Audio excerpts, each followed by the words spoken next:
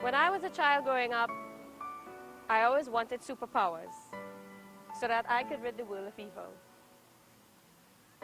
I wanted to be a mutant or a Jedi so I could squash my villain with a simple mind trick. Still wish I could do that. But you see, when I grew up a little bit older, I realized that I do have superpowers, only because I view it to be that way. What do I mean by that? Let me explain. It all started when I was reading one of my favorite books, The 7 Habits of Highly Effective People.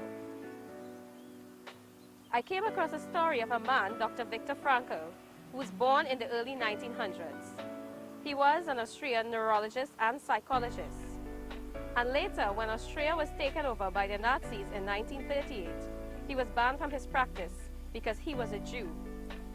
He was eventually deported to a Nazi ghetto and later a concentration camp where he spent 3 years in this camp.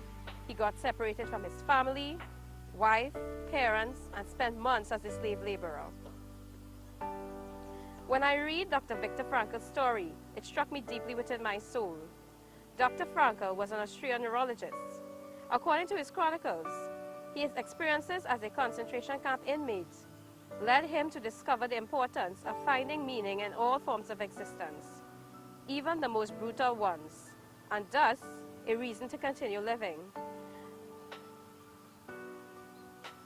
I was so saddened to think that any human being could face such atrocities and remain in sound mental condition.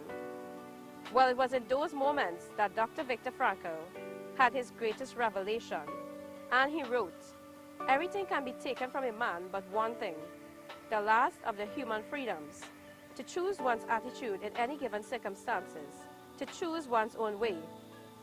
Frankl concluded from his experiences that a prisoner's psychological reactions are not solely the result of the conditions of his life, but also from the freedom of choice he always has, even in severe suffering.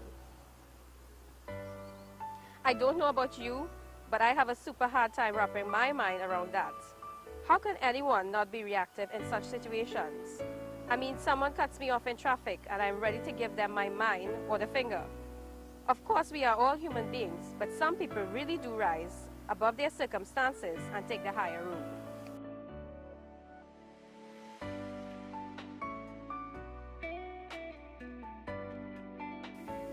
What I want to communicate to you today is the power that you have within you.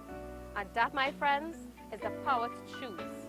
If you look at the definition of the word power, it means the ability or the capacity to do something.